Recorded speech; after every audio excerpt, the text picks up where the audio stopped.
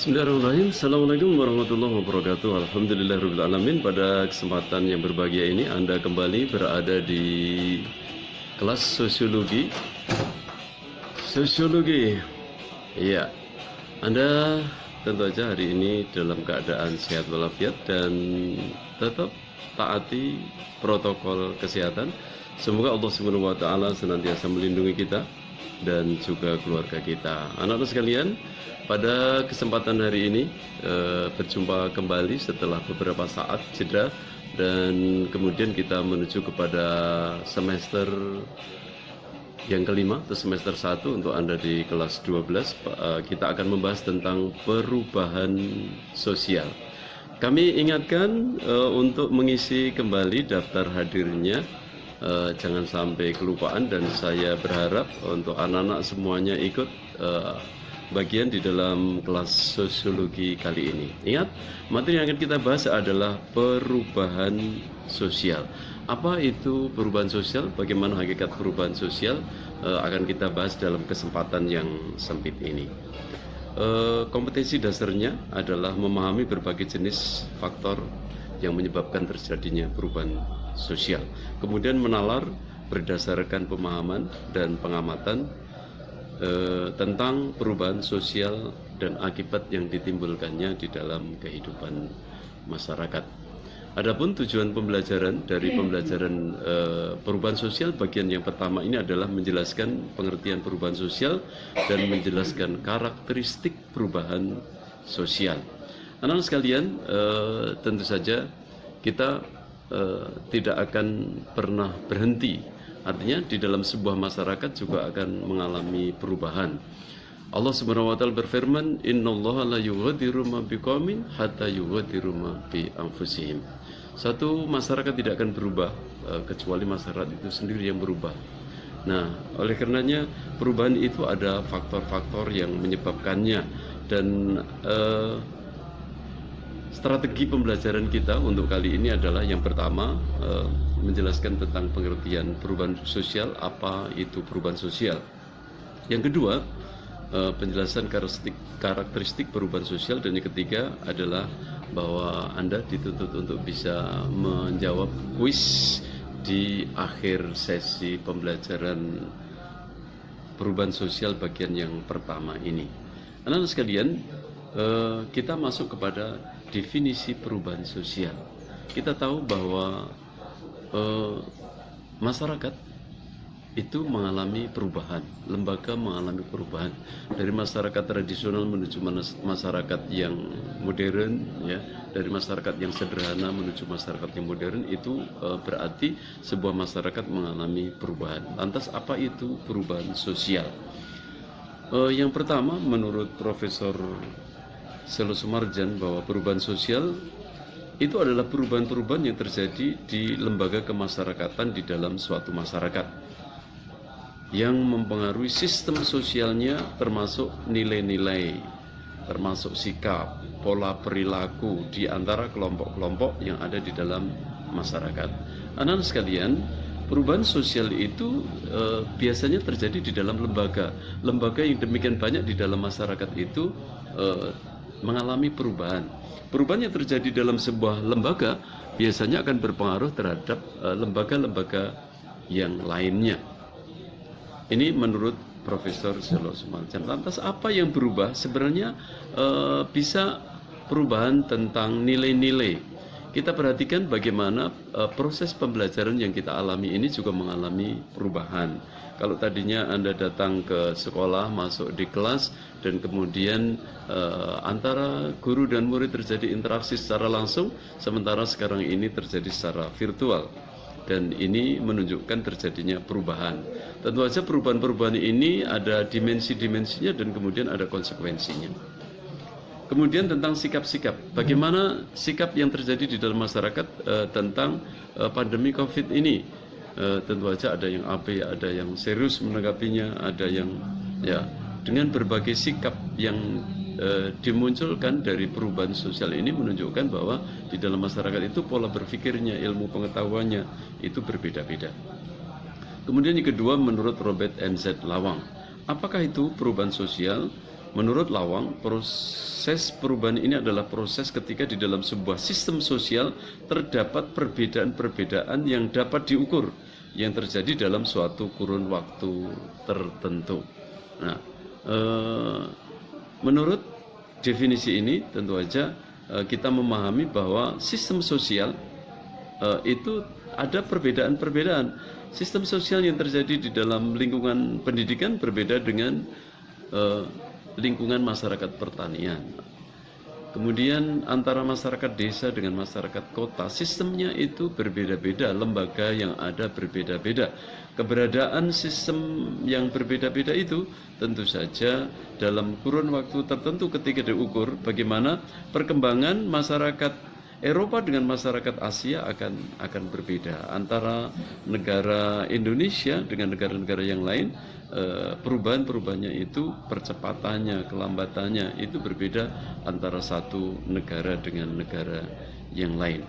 Kemudian yang ketiga, definisi perubahan sosial menurut Gilin dan Gilin. Perubahan sosial menurut Gilin dan Gilin adalah variasi dan cara hidup yang telah diterima baik karena perubahan kondisi geografis, kebudayaan material, komposisi penduduk, ideologi maupun karena difusi dan penemuan-penemuan baru di dalam masyarakat. Jadi yang dimaksud perubahan menurut Gilin-Gilin di sini adalah perubahan karena kondisi geografis. Misalkan di dalam sebuah masyarakat dengan masyarakat yang agraris seperti di Indonesia ini lambat dan pasti mengalami perubahan-perubahan menuju ke arah industrialisasi. Ya. Faktor geografis. Kemudian tentang kebudayaan material. Bagaimana haru biru terjadinya globalisasi, perubahan yang besar-besar di dalam masyarakat ini dipengaruhi oleh perubahan kebudayaan material. Anda lihat bagaimana konstruksi rumah, bentuk rumah itu mengalami perubahan-perubahan. Kendaraan, demikian juga dengan teknologi informasi yang berpengaruh terhadap kebudayaan material. Kemudian komposisi penduduk atau faktor demografi. Faktor demografi yang dipengaruhi oleh tingkat kelahiran, kematian, dan juga perpindahan ini memberikan pengaruh terhadap terjadinya perubahan. Ada masyarakat dengan tingkat kepadatan penduduk yang tinggi, tetapi juga ada yang jarang. Dalam hal ini tentu saja mempengaruhi terjadinya percepatan, pelambatan, perubahan yang terjadi. Kemudian ideologi. Di dalam sebuah masyarakat, ideologi memberikan pengaruh terhadap gerak, tumbuh, dan berkembangnya satu masyarakat. Maka perubahan ideologi yang terjadi di dalam sebuah masyarakat ini juga akan berpengaruh terhadap kondisi sosial kemasyarakatannya. Kemudian penemuan-penemuan yang ada di dalam masyarakat ini disebut dengan penemuan baru. Nah, penemuan ini akan memberikan pengaruh kepada masyarakat yang lain karena pengaruh kemanfaatannya dari budaya material, dari teknologi yang ditemukan oleh suatu masyarakat, kemudian setelah disebarkan melalui difusi. Nah, maka difusi juga memberikan pengaruh terhadap perkembangan yang ada di dalam masyarakat secara luas. Berikutnya adalah yang keempat menurut Roos and Warren. Perubahan sosial di dalam masyarakat adalah perubahan dalam proses sosial atau dalam struktur masyarakat. Jadi yang dimaksud dengan Roos and Warren yang namanya perubahan sosial itu adalah proses sosial itu sendiri. Di dalam masyarakat itu ada masyarakat yang proses sosialnya asosiatif, terjadi kerjasama. Namun demikian di dalam masyarakat juga ada proses sosial yang disosiatif. Nah, perubahan sosial itu digambarkan dalam proses sosialnya itu. Kemudian yang terakhir, Roos and Warren menyebut bahwa perubahan sosial itu adalah perubahan yang terjadi di dalam struktur masyarakat.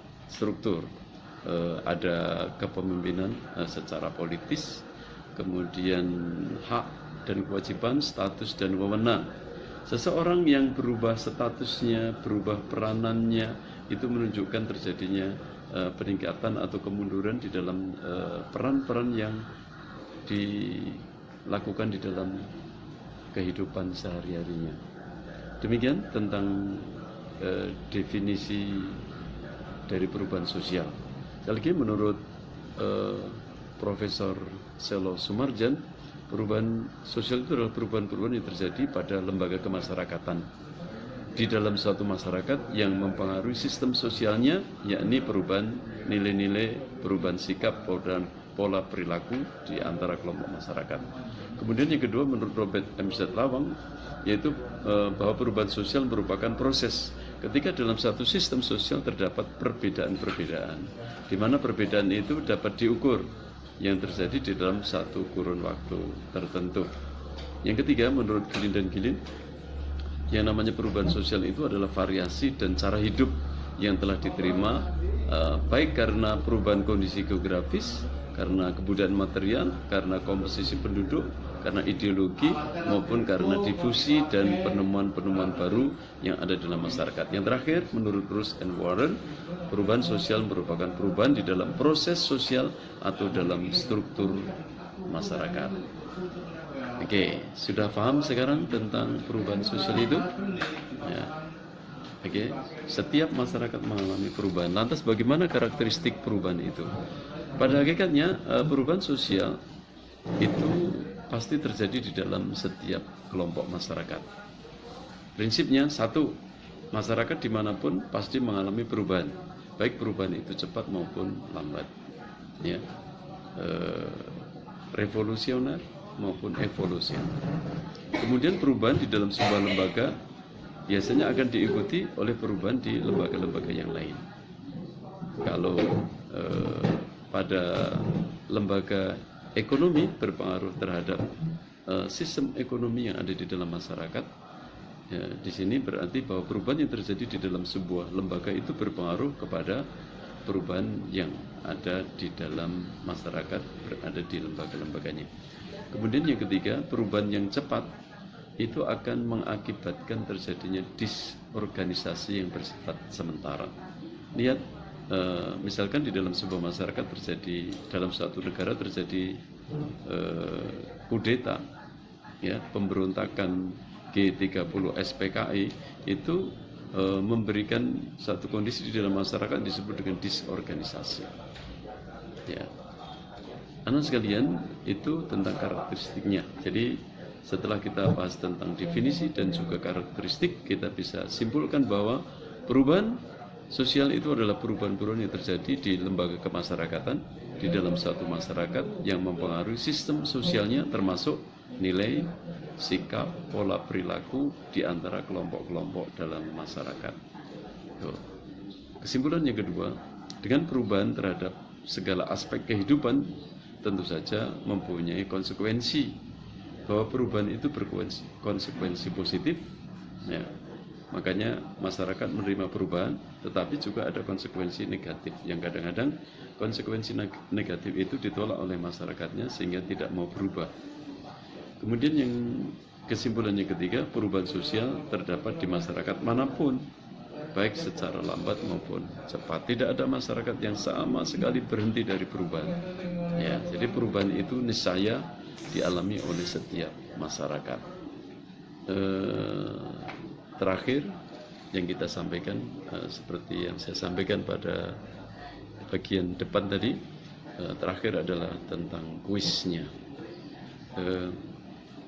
Pertama, Anda menjawab kuis ini di PDF, di WhatsApp, kemudian nanti di screenshot, hasilnya dikirimkan ke Google Drive Hermanto CLB 98 @google.com, ya. Kemudian akan saya sampaikan satu persatu, pelan-pelan. Satu, jelaskan karakteristik perubahan sosial. Saya ulang, jelaskan karakteristik perubahan sosial. Yang kedua, tuliskan kembali definisi perubahan sosial menurut Anda. Apa itu perubahan sosial menurut Anda? Yang ketiga, berikan satu contoh dengan mendeskripsikan perubahan sosial itu. Ya, berikan satu contoh, ya, diikuti dengan deskripsi mengenai perubahan sosial. Demikian pembahasan kita pada perubahan sosial bagian yang pertama ini. Semoga Anda senantiasa sehat, dan ingat, yang belum mengisi daftar hadir segera diisi daftar hadirnya.